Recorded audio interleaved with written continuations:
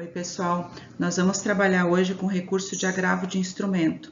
O agravo de instrumento, ele está previsto no artigo 1015 até o artigo 1020 do Código de Processo Civil. E esse recurso, então, ele é o segundo recurso nominado que nós temos no Código. O primeiro nós já trabalhamos na aula passada, que é o recurso de apelação, e esse, então, agravo de instrumento.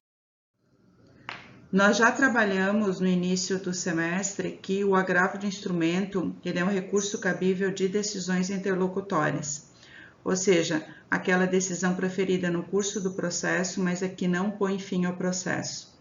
E aí o novo Código de Processo Civil, ele trouxe no artigo 1015 um rol taxativo para a interposição do recurso de agravo de instrumento. Então, se nós formos hoje entrar com recurso de agravo de instrumento, a primeira coisa que eu precisaria olhar era o rol do artigo 1015, que nós temos, então, 13 opções para a utilização do agravo e também temos algumas opções previstas no parágrafo único desse artigo 1015. Então, se tiver previsto lá no artigo 1015, a gente já sabe que é possível fazer esse recurso de agravo. Caso contrário, nós vamos ter que esperar para no final do processo, caso a gente ainda queira recorrer, a gente entre com a apelação e na preliminar de apelação a gente discuta aquela decisão interlocutória, tá? Então, o primeiro ponto que eu trago no slide é perguntar se o rol do artigo 1015 é um rol taxativo. Com a promulgação do Código, sim, a resposta é um rol taxativo. Nós temos que observar a decisão interlocutória contida aqui. Só que o Superior Tribunal de Justiça, ele em análise a essa previsão do Código de Processo Civil sobre o recurso de agravo, ele foi trazendo algumas interpretações um pouco diferentes. Então, primeiro nós passamos para uma interpretação de que o rol era taxativo, porém era extensivo. O que quer dizer que ele é extensivo? Quando o Código diz que, por exemplo, no inciso 5, rejeição do pedido de gratuidade da Justiça ou acolhimento desse pedido, daí seria a possibilidade de utilizar nesses dois casos. Quando, por exemplo, for determinada a exclusão de um litisconsorte, e quando eu falo, então, interpretação extensiva, seria também na inclusão do litisconsorte, né? Então, seria quando o juiz determina tanto a exclusão como a inclusão. Isso seria um rol, uma interpretação extensiva daquele rol taxativo do artigo 1015. Tudo que o artigo fala que não, quando também a gente pode interpretar da outra forma quando for deferido ou quando for indeferido. Essa foi a primeira interpretação que nós tivemos. E depois nós tivemos um segundo julgamento do STJ, que foi julgado em recurso repetitivo, que é um dos casos que nós temos de precedentes dentro do Código. Quando nós trabalharmos na disciplina recurso especial, recurso extraordinário, nós vamos verificar isso. Esse julgamento, então, ele traz a possibilidade da utilização do agravo de instrumento quando ficar comprovado o receio de lesão grave de edifício e reparação. Então, esse julgado, ele disse que se a minha decisão interlocutória ela não está no rol do artigo 1015, mas o meu caso é urgente, eu não posso esperar até o final do processo para fazer o recurso de apelação, para daí, em preliminar, alegar a discussão dessa decisão interlocutória, eu vou poder manejar o agravo do instrumento.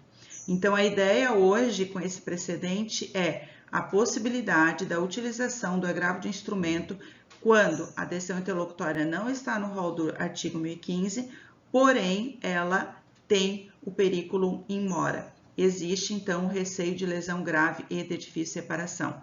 Seria o caso, então, de uma decisão interlocutória que foi determinada e a parte não pode esperar para poder rever aquela decisão, porque ela vai sofrer um prejuízo muito grande caso essa análise não seja realizada naquele momento, tá?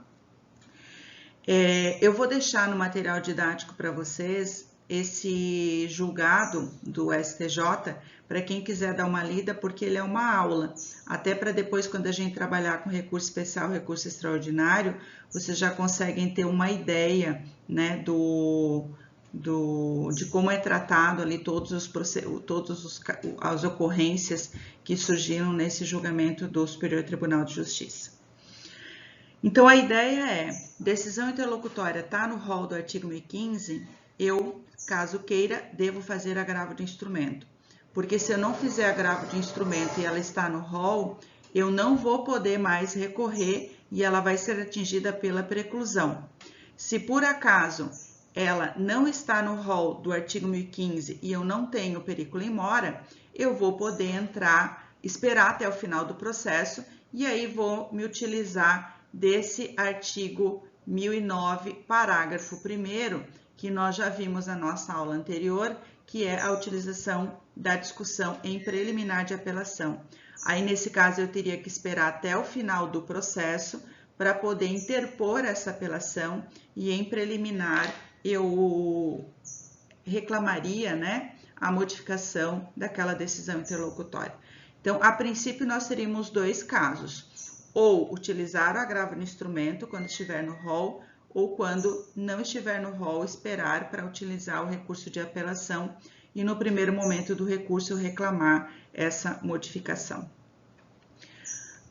Antes desse julgado do STJ, quando nós tínhamos uma decisão interlocutória que não estava abarcada no rol do artigo 1015, a possibilidade que nós tínhamos é da utilização do mandado de segurança, que é o que nós vimos um meio de impugnação de uma decisão judicial que fere direito líquido e certo e que é irrecorrível.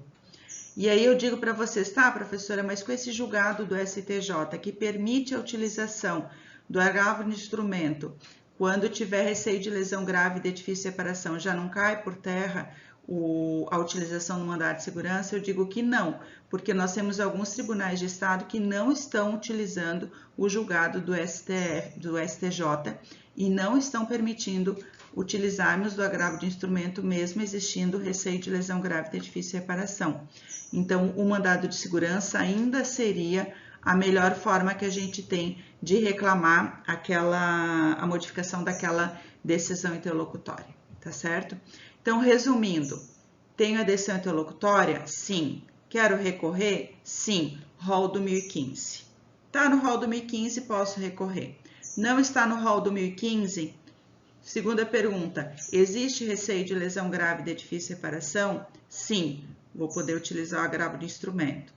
Terceira possibilidade, não está no rol, não tenho perículo in mora, vou ter que esperar até o final do processo para me utilizar do recurso de apelação e alegar isso em preliminar.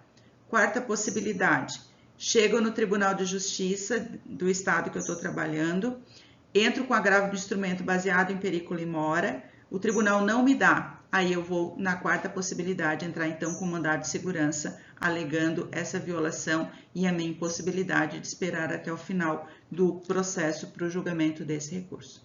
Então, esse é o andamento normal que nós temos para a utilização do agravo de instrumento.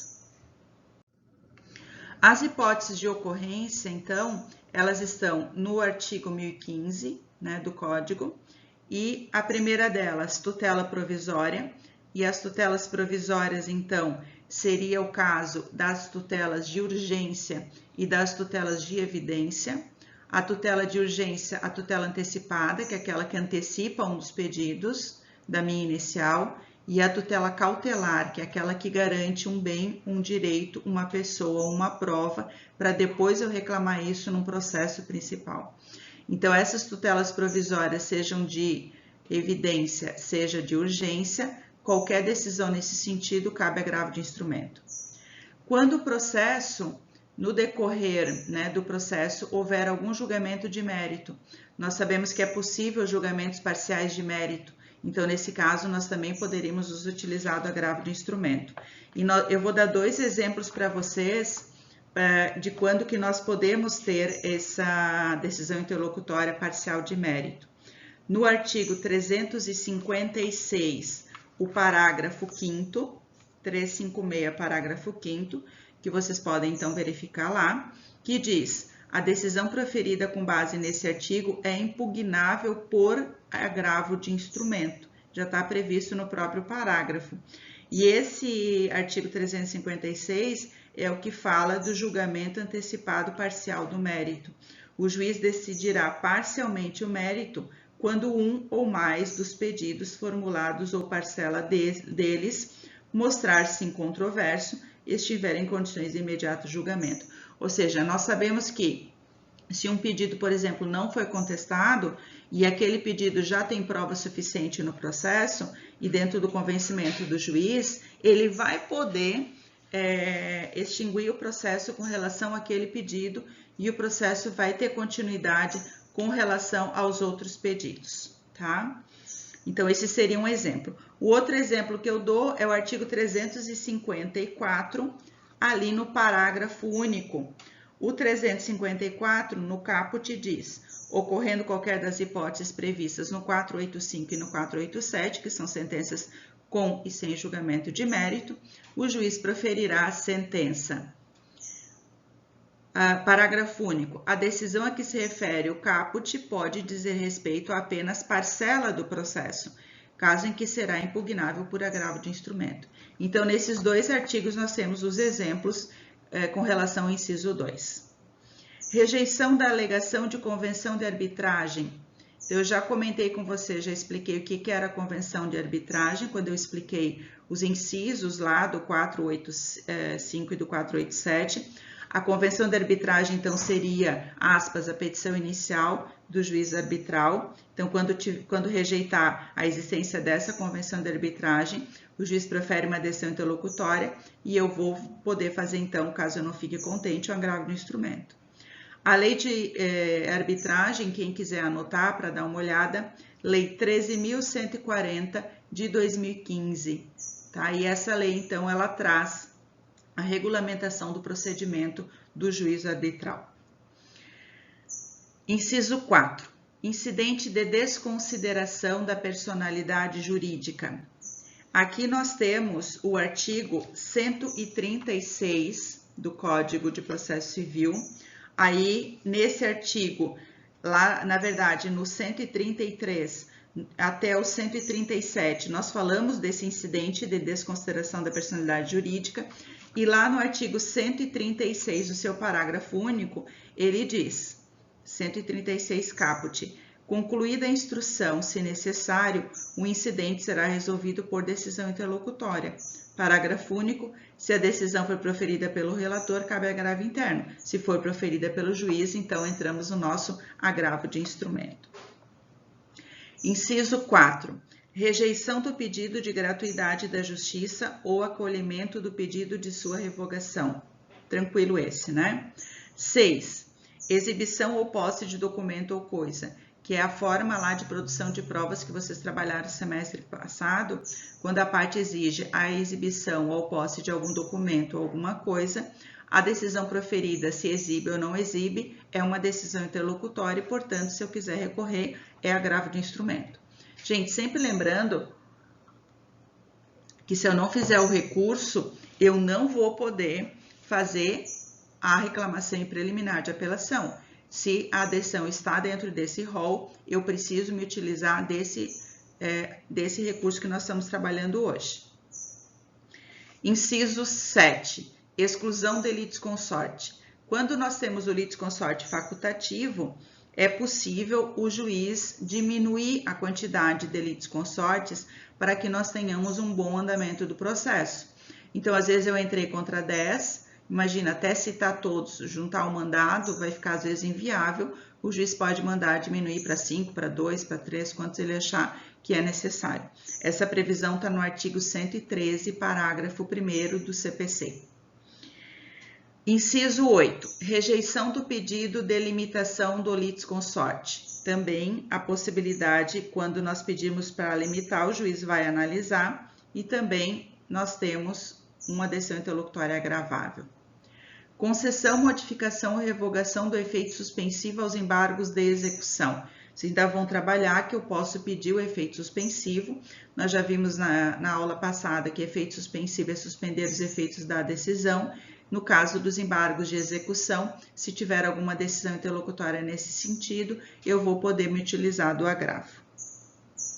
Inciso 11.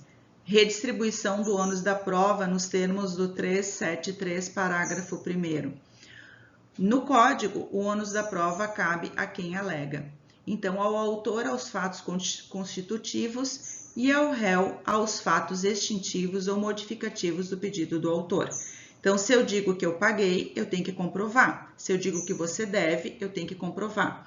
Então, isso é o ônus da prova. Só que, às vezes, esse ônus, ele fica difícil de ser mantido, porque a parte não tem condições, até por sua hipossuficiência, de fazer a produção dessa prova. Então, o Código de Processo Civil atual, ele permite não só nas causas que versem sobre o CDC, mas em outros casos também, desde que fundamentado, o juiz pode fazer a inversão desse ônus da prova. Então, se houver a inversão desse ônus da prova, o juiz vai proferir uma decisão interlocutória e, se a parte não ficar contente, o recurso cabível vai ser o agravo de instrumento. E depois o Código traz no inciso 13 outros casos expressamente referidos em lei, quando nós tivermos então algum artigo ou alguma legislação que expressamente diga, ó, disso cabe agravo de instrumento. O parágrafo único do artigo 1015 ele é bastante importante porque ele traz um rol um pouquinho aberto de possibilidades de utilização do agravo de instrumento. Vamos ver o parágrafo único. Também caberá agravo de instrumento contra decisões interlocutórias proferidas na fase de liquidação de sentença ou de cumprimento de sentença, no processo de execução e no processo de inventário. Então, vejam, se eu tiver no processo de execução, liquidação de sentença ou no processo de inventário, qualquer decisão interlocutória proferida nesses processos, elas são agraváveis por agravo de instrumento. E aí, é importante a gente cuidar, essa parte do processo de execução vocês ainda vão trabalhar, e quando forem trabalhar lá com sucessões, o professor também vai trabalhar as questões de inventário. Então, por exemplo, o deferimento de uma habilitação de um herdeiro, o deferimento de uma habilitação de um credor nesse inventário, gera uma decisão interlocutória e se eu não ficar contente, aspas, eu vou entrar com agravo de instrumento. Então, esse é um rol um pouquinho mais extensivo do que o rol do que nós estávamos falando anteriormente. Qualquer caso, então, qualquer decisão interlocutória em liquidação de sentença, cumprimento de sentença, processo de execução e processo de inventário. Então, ele não especificou qual decisão interlocutória, ele diz qualquer decisão interlocutória, tá certo? O agravo de instrumento, ele tem o prazo de 15 dias, aí nós ficamos lá no que nós já vimos na teoria geral dos recursos. Eu tenho 15 dias para interpor e eu vou ter 15 dias para contrarrazoar. E aí vai ter também o pagamento do preparo, com aquelas exceções que também nós já vimos da Defensoria, do Ministério Público, Advocacia Pública da União, justiça gratuita, que não tem pagamento de preparo, e também a possibilidade da emenda, quando for insuficiente o pagamento, ou pagamento em dobro, quando não tiver o pagamento de preparo. Uma modificação que nós temos no agravo de instrumento com relação ao recurso de apelação é que no agravo de instrumento, a interposição e o julgamento ele já é feito direto no Tribunal de Justiça. Então, para vocês entenderem, o agravo de instrumento, ele segue sozinho para o Tribunal de Justiça, enquanto que o processo de primeiro grau, ele continua tramitando aqui no juízo de primeiro grau. Por isso que nós falamos agravo de instrumento. Nós montamos um instrumento e remetemos esse instrumento direto, então, para o Tribunal de Justiça, e vocês verifiquem que eu coloquei aqui Tribunal de Justiça ou Tribunal Regional Federal, porque vai depender de qual é a justiça que nós estamos trabalhando, se vai ser justiça federal ou se vai ser justiça estadual. Se vocês pegarem o artigo 1016, ele fala justamente desse juízo de interposição. Então, eu queria até que vocês pegassem o 1016 e marcassem lá em cima, juízo de interposição. O agravo de instrumento será dirigido diretamente ao tribunal competente por meio de petição com os seguintes requisitos. Então, o artigo 1015, ele reporta-se as razões do agravo de instrumento. Lembram que eu falei razões, estou falando da petição inicial do agravo de instrumento. Então, ali ele fala o que deve conter essas razões do AI. E também com relação à sustentação oral, que nós já vimos que na apelação ela é cabível em qualquer caso, no caso do agravo de instrumento, eu só vou poder fazer sustentação oral daquelas decisões interlocutórias que falam de tutelas provisórias de urgência ou tutela de evidência. Nós não vamos poder fazer a sustentação oral para qualquer agravo de instrumento de qualquer decisão interlocutória, só quando eu recorrer nesses casos aqui que estão previstos no inciso 1 do artigo 1015. Lembrando que a sustentação oral, então, ela é feita pelo prazo de 15 minutos, depois que o relator lê o seu relatório, fala, né, o seu relatório, o advogado vai ter 15 minutos para fazer a sua sustentação. 15 minutos primeiro para o advogado agravante, 15 minutos para o advogado agravado, como nós vimos no recurso de apelação. Então, interposição, o endereçamento, ele vai direto para o tribunal, diferente do endereçamento que nós temos para o Tribunal Regional Federal.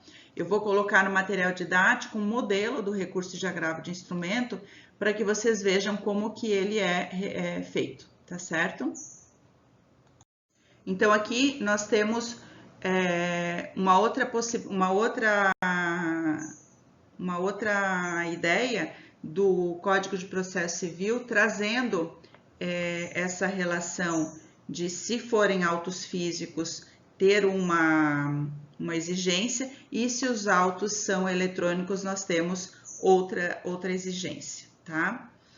E aí, no artigo 1018, também é importante a gente observar que ele diz: o agravante poderá requerer a juntada aos autos de cópia da petição do agravo, do comprovante da sua interposição e da relação dos documentos que instruíram o processo. Então, nós vamos pensar, o agravo de instrumento está lá no tribunal. E esse artigo 1018, ele quer fazer com que o juiz de primeiro grau tenha conhecimento da interposição desse agravo de instrumento.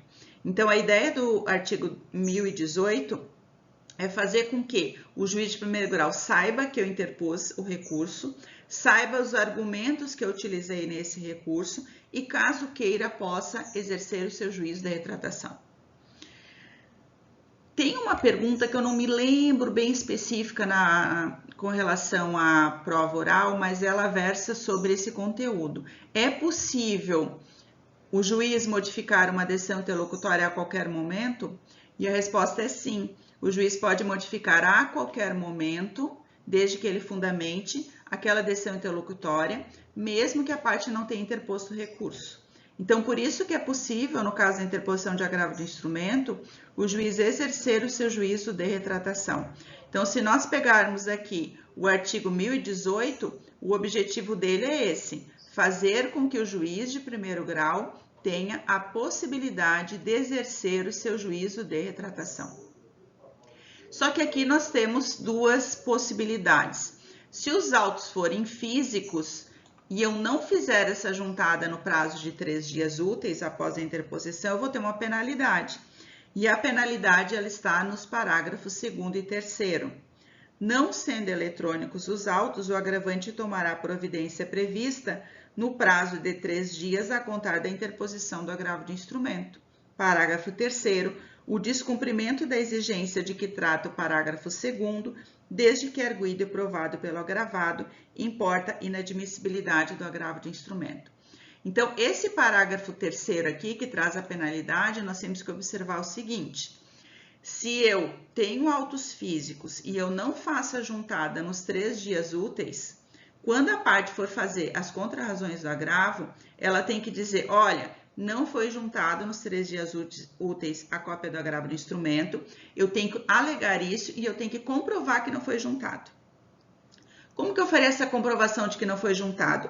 Eu iria até o fórum, pediria uma certidão da escrivã, colocando lá que não foi feita a juntada do agravo de instrumento, da cópia do agravo no juízo de primeiro grau.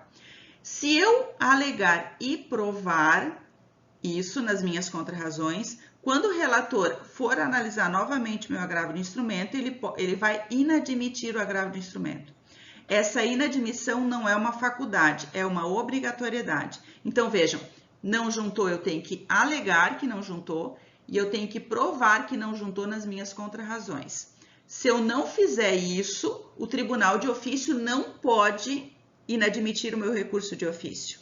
Agora, se eu alegar e provar que não foi feita a juntada da cópia no prazo de 3 dias, o tribunal não tem a faculdade de aceitar ou não. O tribunal tem que inadmitir aquele recurso. Lembrando que quando eu falo inadmissão de recurso, eu estou falando lá da ausência de pressupostos, daquela decisão monocrática que vai ser proferida pelo relator e vai negar seguimento ao meu recurso, não tendo julgamento, portanto, do mérito. De outro lado, se os autos são eletrônicos, nós não precisamos nos preocupar com isso, porque a interposição do agravo de instrumento ela já vai ser comunicada no processo eletrônico e o juiz de primeiro grau, caso queira, ele vai ter acesso ao agravo de instrumento que está no tribunal, podendo então fazer a análise desse recurso, né? Não, ele vai poder fazer e, se caso ele queira, ele vai poder exercer o seu juízo de retratação sem qualquer penalidade para a parte. O parágrafo 1º do artigo 1018, também é importante a gente levantar, diz o seguinte: se o juiz comunicar que reformou inteiramente a decisão, o relator considerará prejudicado o agravo do instrumento, porque se ele modificou e você está recorrendo daquilo ali, perdeu o que nós chamamos o objeto. Perda do objeto faz com que o agravo de instrumento não prossiga também e ele vai, aspas, morrer ali. Então, a ideia é autos físicos, documentos obrigatórios e juntada no prazo de 3 dias úteis. Não juntou nos 3 dias úteis, nas contrarrazões eu alego e comprovo que não foi juntado e inadmite meu agravo. Autos eletrônicos, não precisa nem juntar documentos obrigatórios e não precisa nem fazer a juntada no prazo de 3 dias, porque o juiz de primeiro grau e o tribunal têm acesso à integralidade do processo, tá certo? E o agravo, então, ele tem um procedimento um pouquinho diferente do recurso de apelação que nós já vimos. No recurso de apelação, a interposição é feita no juízo de primeiro grau. No agravo de instrumento, ele já é feito direto no tribunal. Então, registro e distribuição direto no tribunal. A distribuição, então, ela é feita pela secretaria do tribunal, que eu falei que é como se fosse a distribuição lá do fórum. E dentro dessa distribuição, então, o nosso agravo vai para uma Câmara de Direito Civil composta por 3 desembargadores. Então, essa distribuição vai lá para a Câmara, onde nós teremos os 3 julgadores desse nosso recurso.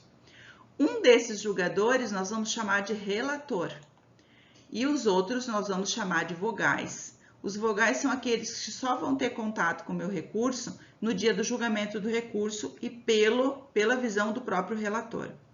Então, esse relator é o que primeiro recebe meu agravo, ele vai analisar se o agravo vai continuar ou não, ele vai analisar se o agravo vai ter efeito suspensivo ou vai ter antecipação da pretensão recursal, ele vai ver se o agravo vai mandar intimar o agravado para contrarrazoar, ele vai ver se vai ter uma intimação do Ministério Público, dependendo dos casos que a gente está tratando, e vai intimar esse Ministério Público para poder se manifestar e vai marcar o dia do julgamento. Nós vamos dar uma paradinha aqui com relação ao efeito suspensivo do agravo de instrumento, tá? Nós vimos que o agravo ele vai ter efeito devolutivo, porque ele devolve a matéria para ser apreciada pelo Poder Judiciário novamente, e o efeito suspensivo ou antecipação de tutela, o agravo não possui de forma automática. Eu vou precisar requerer, caso eu queira, o efeito suspensivo nesse recurso. Diferente do que nós vimos no recurso de apelação, onde o efeito suspensivo ele é automático, no agravo de instrumento não, eu vou ter que requerer. E aí, se eu quiser requerer no agravo de instrumento o efeito suspensivo, eu vou ter que colocar lá aqueles requisitos que nós já vimos na aula passada, que está lá no artigo 1012, parágrafo 4º. Eu vou ter que comprovar, demonstrar a probabilidade do provimento do recurso, ou se, sendo relevante a fundamentação, houver risco de dano grave ou de difícil reparação. Então, eu vou ter que colocar no recurso de agravo um item, colocando da necessidade do efeito suspensivo, e lá eu vou ter que dizer por que eu digo que eu tenho possibilidade de ganhar esse recurso, que seria a probabilidade de provimento do recurso, e por que eu preciso do julgamento do efeito suspensivo daquela decisão, porque meu cliente vai sofrer um dano, então eu tenho que comprovar ali o receio de lesão grave de difícil reparação, que nós chamamos também de periculum in mora. Muito bem. E aqui, por que nós usamos os dois termos? Que eu posso pedir efeito suspensivo ou que eu posso pedir antecipação da tutela da pretensão recursal. Simples. Vamos supor que eu tenho uma decisão interlocutória que mandou entregar determinado bem. Eu entrei com uma ação de obrigação de fazer para entrega de um bem, o juiz proferiu uma decisão interlocutória e mandou a parte contrária entregar esse bem. Tá certo? A parte contrária não ficou contente, ela é sucumbente, faz o agravo de instrumento. Nesse agravo de instrumento, ela pede para suspender os efeitos daquela decisão. Ou seja, ela pede para paralisar que aquela entrega do bem não seja feita até o julgamento do agravo. Tá certo? Invertendo um pouquinho. Eu entrei com uma ação de obrigação de fazer, pedindo a entrega de um bem. O juiz negou a entrega desse bem. Agora quem perdeu sou eu sou a parte sucumbente. Eu não fico contente com isso e faço então agravo de instrumento dessa determinação da entrega do bem, da negativa da entrega do bem.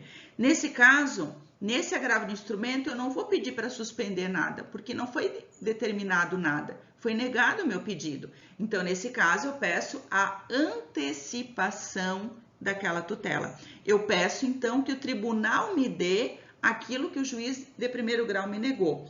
Eu peço que o tribunal determine a entrega do bem, o que foi negado pelo juízo de primeiro grau. Então, a ideia é a seguinte: quem está com um caderno, anotem no caderno para vocês não esquecerem disso, tá certo? Primeiro, requisitos. Probabilidade do provimento do recurso. 2. Receio de lesão grave e de difícil reparação. Então, esses dois requisitos, eles devem estar presentes quando a gente fala, então, do agravo de instrumento. Então, esse é o primeiro ponto. Segundo ponto, se eu estiver recorrendo do deferimento de um pedido, eu peço efeito suspensivo. Peço para suspender aquilo que foi deferido pelo juízo de primeiro grau. Se eu estiver recorrendo do indeferimento de um pedido, eu peço antecipação de tutela, ou seja, eu peço que o tribunal me dê aquilo que foi negado pelo juízo de primeiro grau. Isso tudo ele tem que estar na peça do agravo de instrumento. Então, nos modelos que eu vou deixar para vocês no material didático, também vai estar essa especificação que vocês têm que colocar no agravo quando vocês forem fazer, sempre lembrando que uma das nossas atividades vai ser uma peça processual, e essa peça processual ela vai ser ou um recurso de agravo de instrumento, ou ela vai ser um recurso de apelação, tá certo? Então, o relator que vai analisar isso, se vai deferir aquilo que foi negado ou se vai paralisar aquilo que foi deferido pelo juiz de primeiro grau, dando efeito suspensivo ou antecipação de tutela, dependendo do caso. E depois disso tudo, ele vai enviar para julgamento. Ele envia para a secretaria do tribunal e a secretaria vê uma pauta para a gente fazer o julgamento desse agravo. Mínimo, nós vamos ter 3 julgadores, que vão ser os 3 embargadores que vão fazer, então, o julgamento desse recurso. Um deles é o relator e o outro é o vogal. No dia do julgamento, primeiro, o relator fala o relatório, que é o resumo do que está acontecendo no processo, o resumo do agravo, da decisão interlocutória. Depois, se for decisão interlocutória que versa sobre tutela provisória, ele pode permitir a sustentação oral, como nós já vimos, por 15 minutos pelo agravante, 15 minutos pelo agravado. Depois ele profere o seu voto. Por fim, os 3 relatores, eles vão proferir o voto e aí nós teremos um acórdão. Então, primeiro, relatório. Segundo, sustentação oral em alguns casos. Terceiro, voto do relator. Quarto, voto dos vogais. Quinto, o acórdão que vai ser proferido. Então, lembrem, não cabe sustentação oral em qualquer caso. Depois que esse acórdão, então, é proferido, eles mandam pela intranet do próprio juiz a decisão e ele reforma, então, a decisão no processo e vai valer o que o tribunal decidiu com base no efeito substitutivo. A decisão feita no recurso substitui a decisão recorrida quando for dado provimento ou parcial provimento a esse recurso. Então, basicamente, recurso de agravo de instrumento é isso. Depois, em aula ao vivo, nós faremos algumas complementações, mas já fica essa ideia básica para vocês acompanharem junto com o caderno e junto com o Código de Processo Civil. Eu vou deixar, como eu fiz as outras vezes, 2 estudos de caso para vocês resolverem. O primeiro é esse. Numa audiência de instrução e julgamento, o advogado da parte contrária contraditou a testemunha. O juiz indeferiu essa contradita, qual o recurso cabível dessa decisão e dentro de qual prazo deve ser interposto. Então, aqui, quem não lembra o que é contradita, vai pesquisar sobre isso também. E o segundo, então, estudo de caso é esse, que vocês vão ter que responder os 2 estudos de caso e fazer a postagem no portfólio, como vocês fizeram das outras vezes, valendo, então, a presença do dia de hoje. Quero agradecer a presença de todos, a gente depois vai continuar no chat conversando um pouquinho sobre esse conteúdo e aí vocês tirem as dúvidas que forem necessárias, tá certo? Um abraço.